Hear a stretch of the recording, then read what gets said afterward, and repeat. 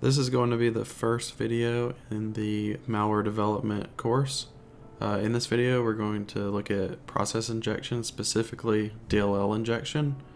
There's going to be three components that we'll build through this video. The first component will be the DLL that we're going to inject into our target process. The second component will be the DLL runner. The DLL runner will just help give an example of what it looks like when you're normally trying to run a DLL. And then the third component will be our DLL injection example. Quick disclaimer just before we get started, just want to say the content that you see in this video is for educational purposes only and is not intended to encourage or support any illegal activities. Don't be dumb. The creator, myself, cannot be held responsible for the misuse or of the information provided in this video. All the viewers are advised to ensure their actions are lawful and safe. Don't use any of these techniques, ideas, thoughts, or anything like that on any computer system or anything that does not belong to you or you don't have approval to use against first.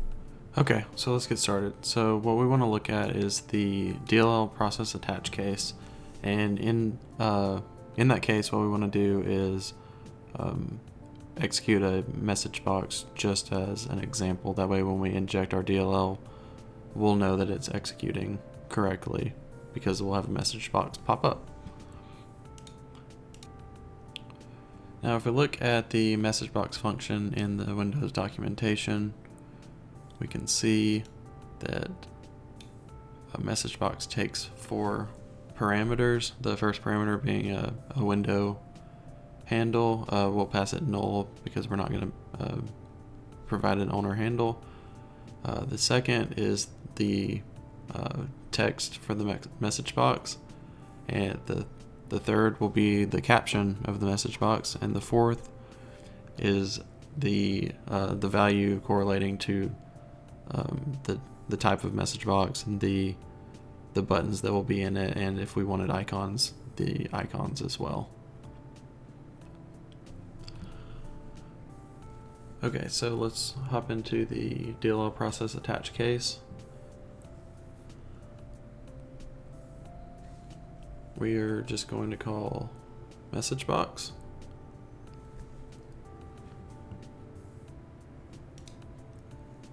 For our first argument, we're just going to pass it null. Our second argument will be the message that we'll see inside of the message box. We'll use successfully injected into DLL process.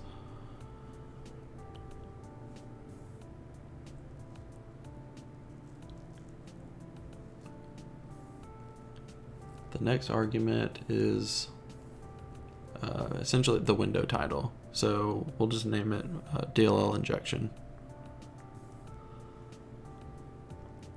And we'll pass MBOK for the final argument. This will just give it an OK button. This is also default.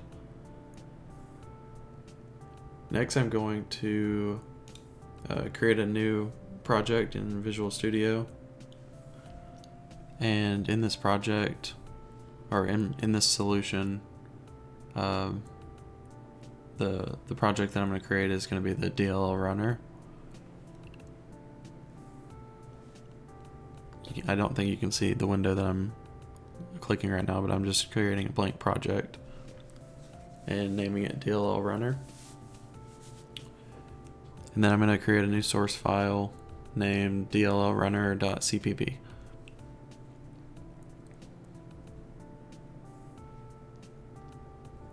Okay, perfect. So what we want to do here is essentially just call our example DLL like you normally would using load library. So first we'll include the windows.h library so that we can get all the Windows functionality. Then we'll create our application entry point of main, and load the DLL using load library A. So this is of type H module. We'll get a handle to the module with load library A and the name of our example DLL.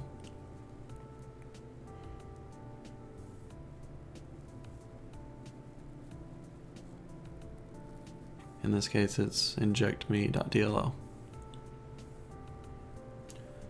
Now we'll just add some error checking. So we'll check if H module is equal to null. If it is, we'll return 1. That just means that something happened while trying to get the handle to our module.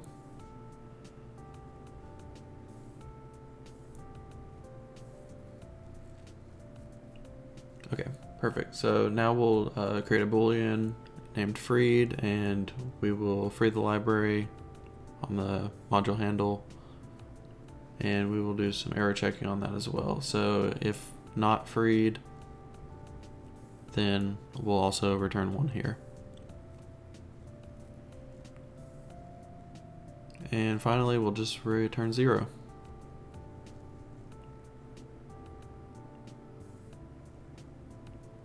So if we were to build this and run it, our DLL would execute and we would get our message box pop up. Remember for later that the load library A is calling inject me, and you'll see that used later on. So let's create one more project in our solution. This one is going to be our actual DLL injection application. So just name this one DLL injection or whatever. I'm going to name it DLL injection, and the source file DLL injection.cpp.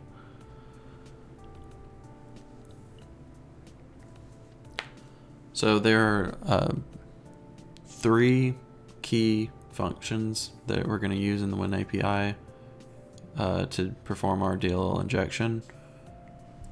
Those functions are going to be virtual alloc, write process memory, and then we'll create a remote thread to execute our DLL.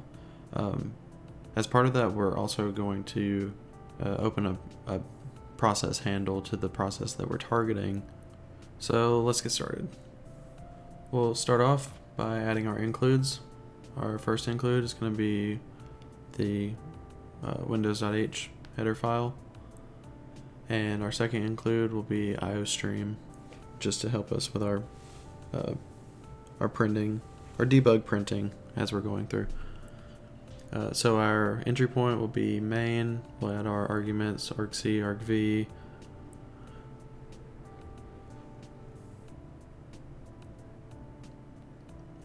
and first we want to create an integer PID, and this is where we'll store our first argument, which will be the process ID of our target process.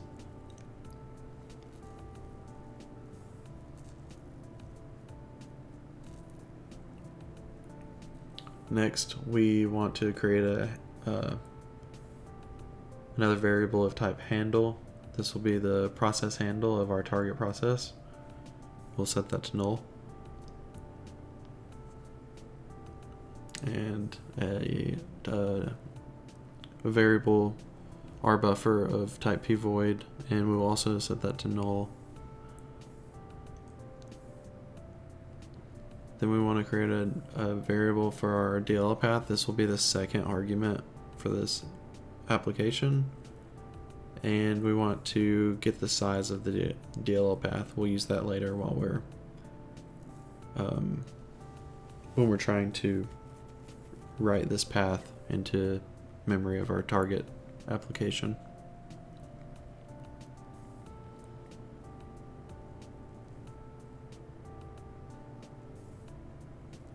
So first thing we want to do is get a handle to the process that we're targeting. So let's just print getting handle to PID. PID is the PID, the process ID of our target process. And we'll use open process and pass it to our variable phandle. Before we do that though, let's take a look at the Windows documentation to see what open process looks like.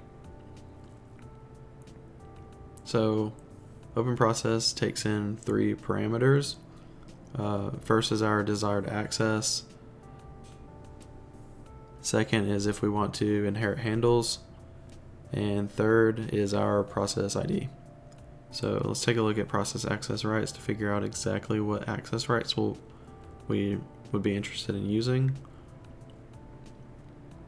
The first one in the second table, process all access, gives all possible access rights to our process object. So that's essentially what we want to go with for now.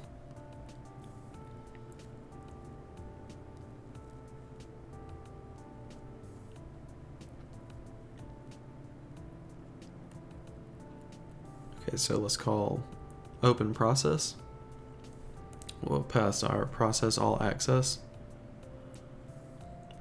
And then we'll pass false for inheriting no handles. And then finally we will pass PID, which is the process ID of our target process. And then we will just add a print statement here for our process handle. That way we can see whether or not we got a handle or if the value is still null.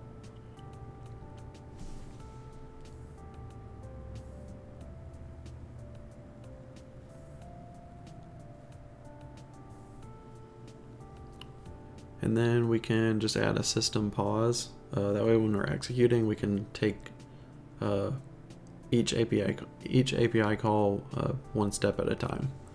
This will just pause and wait for us to press any key to continue. So next, what we want to do is we want to allocate some memory space for our DLL path. So let's just print out that we're allocating memory in our target process ID.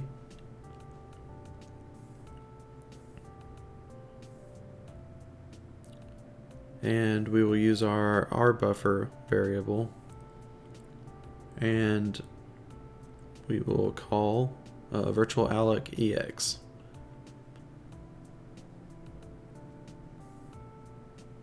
So let's take a look at the Windows API for virtual alloc, or Windows documentation for virtual alloc. So first parameter is the handle to our process. The second is the desired starting address. If we have one, that's an optional value. Otherwise, we can provide null. Next up is the size of the memory region that we wish to allocate. And next up is our allocation type. So for us, we want memcommit and memreserve. In that first paragraph or first table section, you can see to reserve memcommit and memreserve, you can call them both in one step. Finally, we need permissions for our memory region, and it says at the bottom here, when allocating dynamic memory, we need either page rewrite or page execute rewrite. So we're going to use page execute rewrite just for simplicity's sake, but just know that this is a pretty big indicator that something malicious is happening when page execute rewrite is allocated. Going back to our Visual Studio, we can jump into virtual alloc ex, and we'll start off by passing in our process handle. Then we're going to pass in null for our base address or starting address. Then we want to pass in our DLL size, the size being the size of our path specifically, not the actual DLL size. Then we want to pass in our memcommit and memreserve.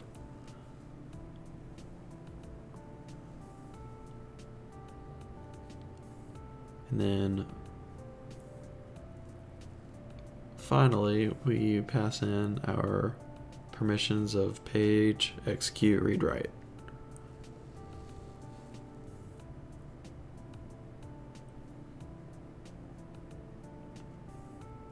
Awesome. And now we'll just do a print statement to print out our buffer address. We can use this later on to check and see that this buffer was actually allocated in our target process.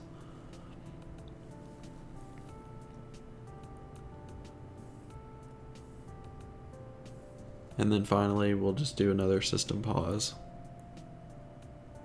That way we can pause here and look at our allocated buffer. Now we're going to write to our memory address, or our allocated buffer. We'll use write process memory to do that. So let's create another print statement that we're writing a DLL, or writing our DLL path into the process memory of our target process.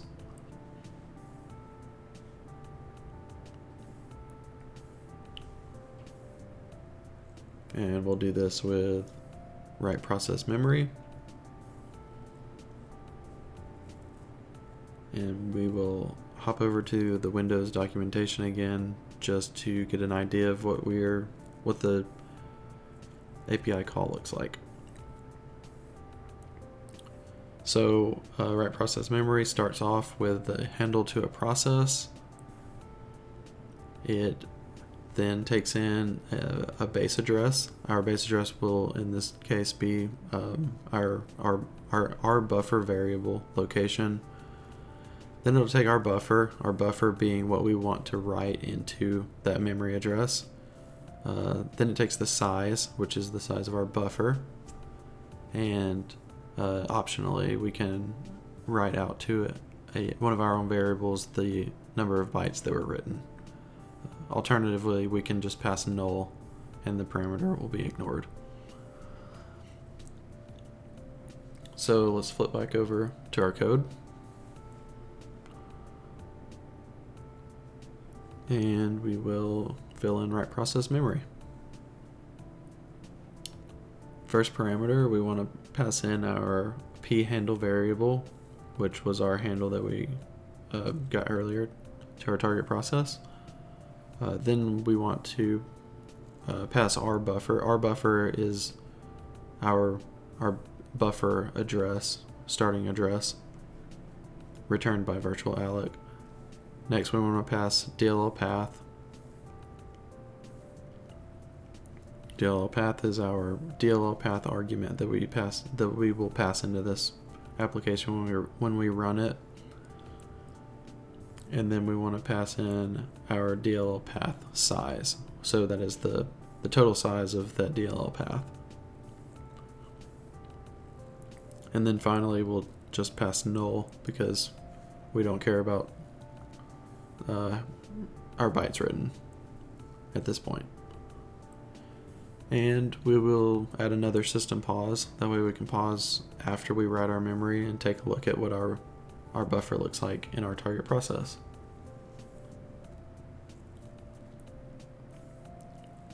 Next, we need to get the address of load library A. And we'll do that using a combination of get module handle to kernel 32, and then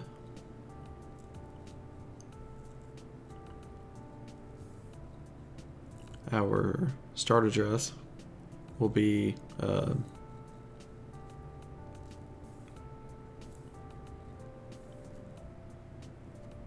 so of LP type void.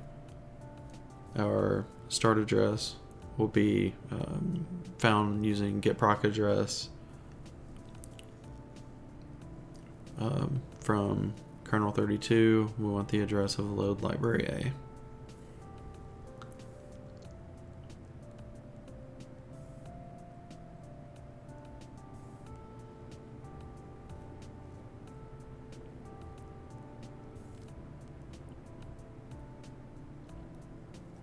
Perfect. Okay. Now we want to create another variable of type handle. This will be our thread handle, and we're going to create a remote thread. Let's take a look at the Windows documentation real quick just to see what this entails. Okay, so create remote thread takes a handle, which is our process handle, takes in security attributes. You can also pass null here and it will get the default security attributes. Then it takes DW stack size. We can pass in 0 here. That will just mean that the new thread will use the default size. Then we'll pass in our start address, which will be our load library pointer. After that, we'll pass in a parameter, LP parameter, and then finally any creation flags. And our creation flag in this case will be that first one in the table of 0. That means that our thread will run immediately after creation. So let's flip back to our code again.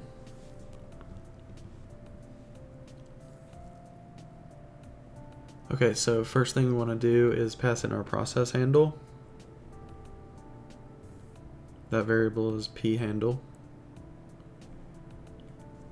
And then we're going to pass null for our security attributes and 0 for our size. And then we are going to cast our LP start address as LP thread start routine. And this is the address of load library A. And our variable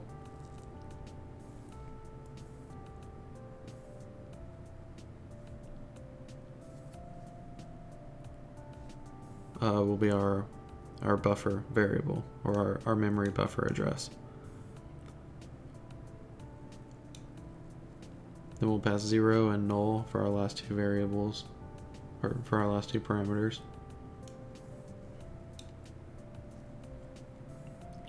I'm going to fix this spacing so that it's more legible on the screen.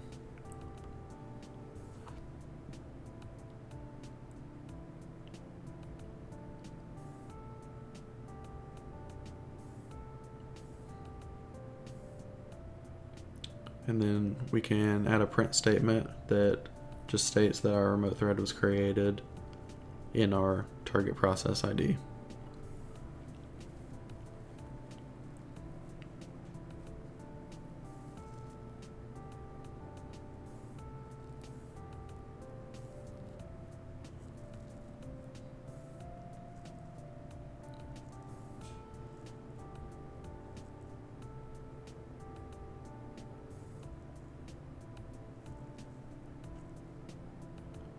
And finally, we'll just close our handle to our process handle.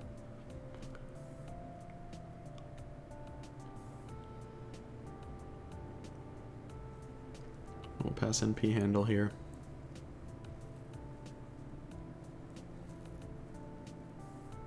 And return 0.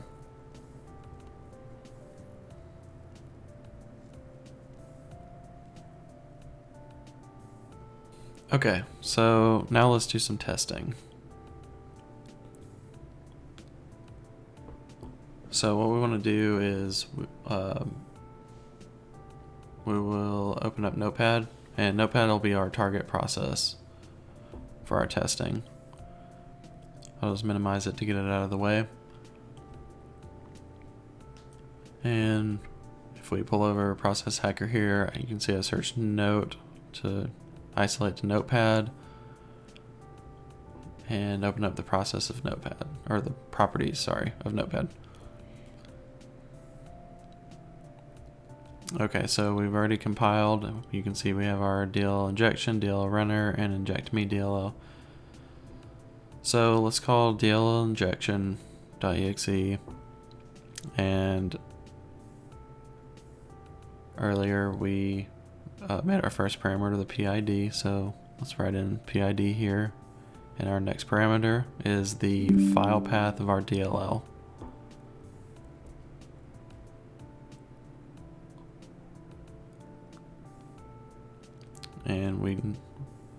we'll have to go through and escape all of these backslashes, just because they'll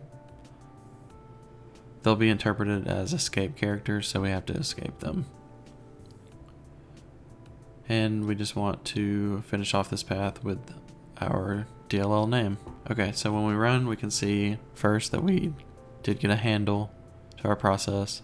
Next, we got a buffer address. So let's see if we can find that buffer address in Notepad. So if we refresh, we can sort by protection, and we'll just look for read write execute, because there should only be one read write execute in here. Yep, and here it is. It's a 4 kilobyte page that matches our memory address. We open it up, and yep, there's nothing in it. That's exactly what we wanted to see. So we allocated an empty buffer.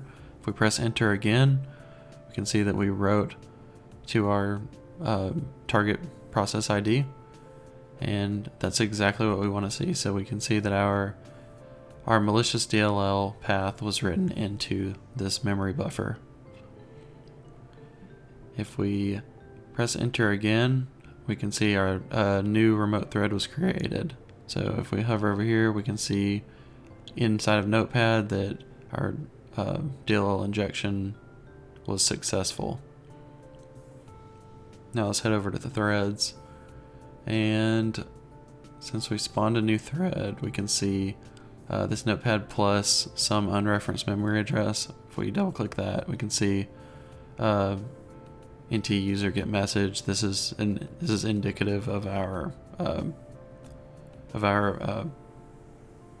message box that we called in our DLL. So that's what we wanted to see. That's what that is the basics of DLL injection. Thanks for watching. Don't forget to subscribe, like, comment, share, all that good stuff, and I will see you next time.